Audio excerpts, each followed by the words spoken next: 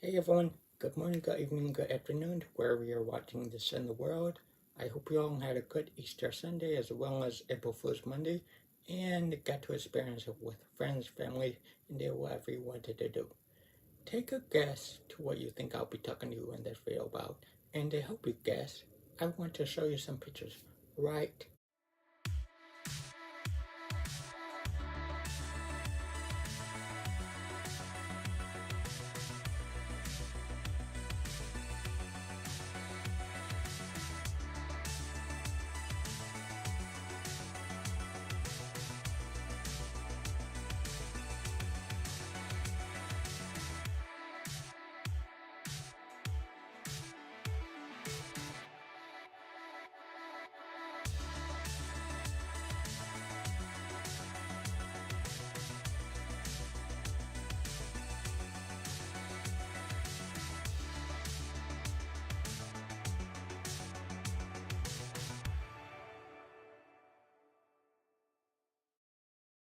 The correct guess was that I recently served as an election worker for the first time ever for the 2024 presidential primary election.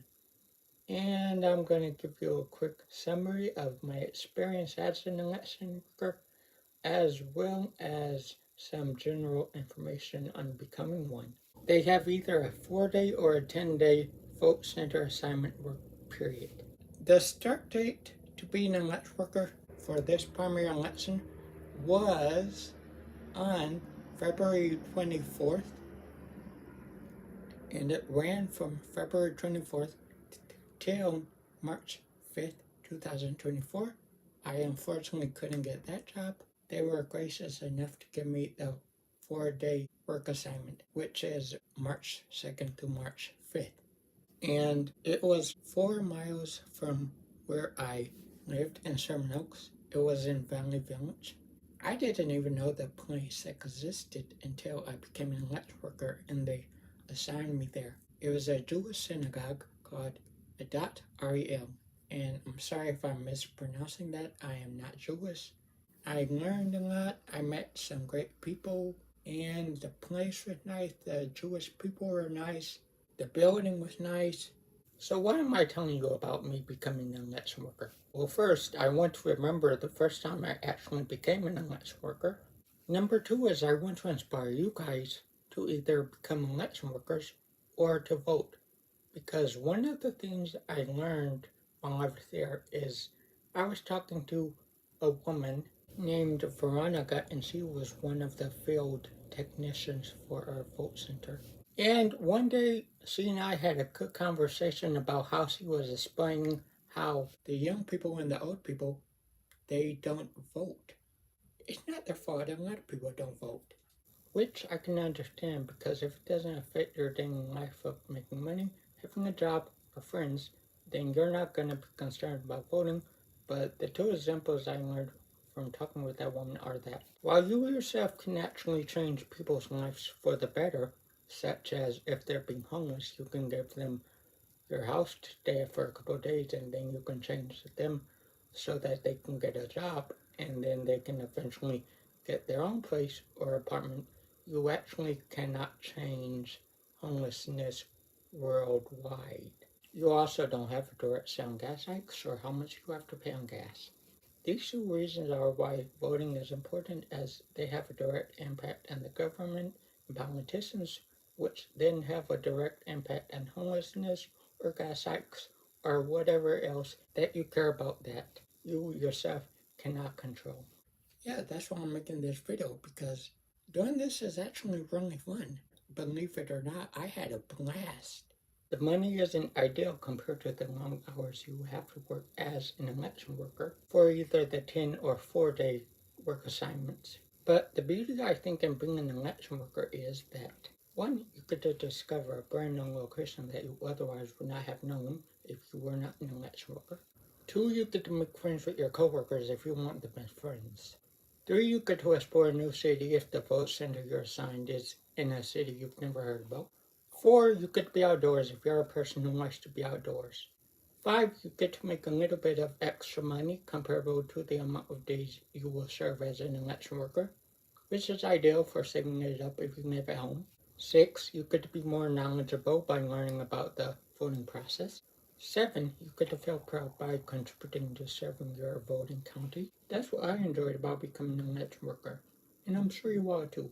If nothing else, you all get to make a little bit of extra money and meet people, so why not? Hey, sorry about this, but I really have to show you this very awesome Jewish song that I heard during the first day of my election worker. And then I'll tell you what the song reminds me of.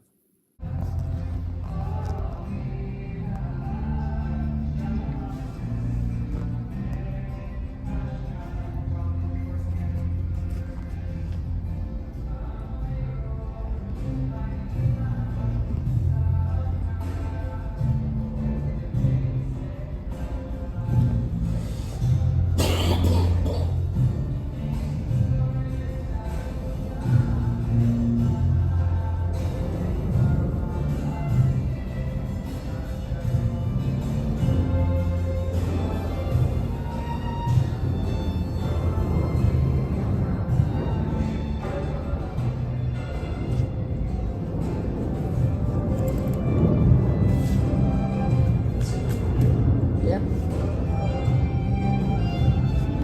It's a band called The Passenger with Ed Sheeran, and it's called Let Her Go. It's the exact same song as that. Don't believe me? Go and check out the song by Passenger and then compare it to this Jewish version of it, and you can't tell me that's not the exact same song. And apologies because I can't upload the Passenger song to YouTube because it will get copyrighted. Now that I talked about my experience and about why you all should vote, let me tell you about the duties of being an election worker, which are actually pretty easy. My chosen role as an election worker for the whole 4 days was as a line clerk, and that's actually the first duty of an election worker. Now, a line clerk is basically a receptionist or a greeter, greeting the voters into the voting booth by saying welcome, answering the questions of the voters if they have any questions regarding voting or their offenders' ballots, directing them to a check-in clerk if they want to vote in person, or if they want to vote by mail, if they have a finished ballot that they want to drop off, then directing them to the drop-off box. That's what a line clerk is. It's not hard. The second duty of an election worker would be the check-in clerk, which is basically like a receptionist as 1. Signing in the voter and making sure that their voter registration personal information matches what they say, and 2. Updating their voter personal information if it needs to be updated with the new address and things like that. And then once either of those options are done, the clerk will then direct the voter on how to complete their ballot. That's all the check-in clerk does. The third job title of an election worker is called Vote Area Clerk. They walk around the BMDs, ballot marking devices, and their job is to assist the voters who currently need help voting with their ballot, which is basically going to range about like increasing the text so that it can be read, increasing the audio so they can hear if they're auditory impaired, letting them use the headphones if they're also visionary impaired, things like that. The fourth and final role of an election worker is provisional or VBM clerk. VBM stands for vote by mail, and it actually ties into the second duties of a line clerk where they direct the voter if they want to vote in person where. If the voter wants to vote in person, regardless if they want to submit their finished ballot in a drop box at the voting center, they can for a number of reasons, which include maybe their finished ballot doesn't have the correct political party they want to vote for. Maybe their finished ballot doesn't list them in the correct county. that the rest of the vote in. Maybe they bubbled in yes and no accidentally for a candidate they were going to vote for. Maybe they just decided that they wanted to vote in person instead of submitting it by Dropbox, etc. So, the line clerk directs them to the check-in clerk. The check-in clerk lets up their information, their personal information, address, occupation, everything to see if everything is right. Then they can vote. But the only difference is that once they do complete their ballot, it's just going to go into a special envelope that donates that the voter just decided to vote in person rather than submitting their finished ballot, and then it can be dropped off in the drop box. And another minor role of a provisional VPM clerk or a line clerk can also do it if the VPM clerk is busy helping another voter, is to hand out these I voted stickers, because who doesn't want to feel appreciated for doing a job well done? But they're totally optional for voters who don't want a I voted sticker. That covers my experience in the roles of being an election worker. I hope this inspired you to become an election worker or vote. Or if it didn't inspire you to do either of these options, then thank you for just stopping by and watching my video about why I decided to become an election worker and what I learned from it. This is very important. The next voting election will be held in November. So if you want to register to vote, then all you have to do is go to the website LA Vote or whichever county you live in and just register to become an election worker by scrolling down their website, and then you're going to see become an election worker. And it's actually very easy. You just have to click on what election you are planning to serve under. Then give your name, where you are, your birth date, all the usual stuff, and then just like that, you're an election worker. Well, they're gonna send you a confirmation about they're currently reviewing your application. But one of my employers actually told me the best way to actually get a job is to just call them. If they don't give you an email back about if you're going to be an election worker or not, then just call them. And then say, my name is, and I actually submitted my interest to be an election worker on that day you submitted your election worker. And I'm wondering if there are still any positions available for me to be an election worker. And that's all you have to do. Who knows? Maybe I'll see you serving with me at a future election. Maybe I won't. I hope you all have a good day, or good evening, good afternoon. Thank you all so much for listening to my story. Alright, see you all later. Hey, it's me again. I just realized I did not show you anything about what a .rem looked like from inside, nor did I show you my coworkers. So, here you go now.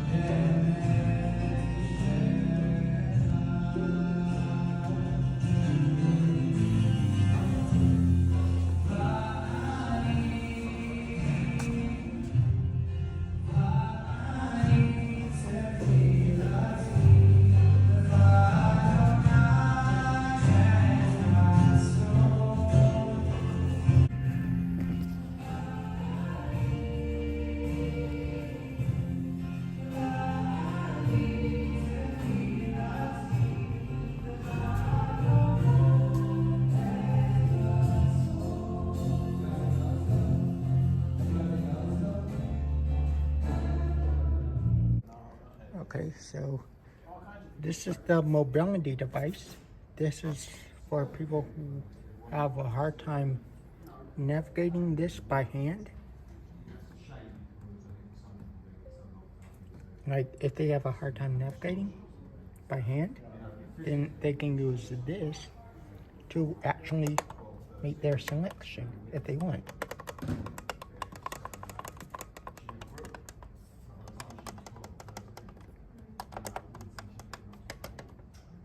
And then it has help, volume, up and down, pause. So if people have a problem navigating this through the touchscreen, and if they have a problem like with their hands with mobility, they can use this to navigate this in order to insert their ballot. And it also has Braille right here. So then Whoever puts on the zip ties, please make sure that the asset number is facing this way, because when I come to scan it, it's back, you can't get to it, okay? yeah. So this is Braille. It has Braille for whoever is visionary impaired. They can use this to see what this is. Like if they understand Braille, then they'll know that this is right. This is to increase the rate, which is the speed, like text. This is for pause. This is for help. And this is for volume. If they can't hear properly, or if the audio is too low, then they can increase this for the volume. And then they use this if they are like, if they can't hear properly, then they would use this to actually, they will put on the headphones and then it will touch you about the ballot, about who you're voting for, so then you can hear it easily in your ear. So this is for if they're like visionary or like mobility impaired. Visionary as in they can't see well. So then, yeah. So, yeah. Yeah, you guys hear that? Yeah. To hear the next language, press the down arrow.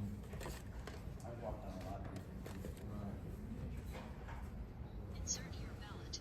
Insert your ballot into the paper tray to your right. On your ballot, one corner has been cut off. Hold your ballot with the cut corner at the top right and insert it into the paper tray until it gets pulled inside. Yeah, so you insert your ballot after you're done completing, and then the ballot goes down here. And it makes it easy to connect afterwards, at the end of the day. Choose your language on the touch screen or press the round button on the controller. So I hope this helps.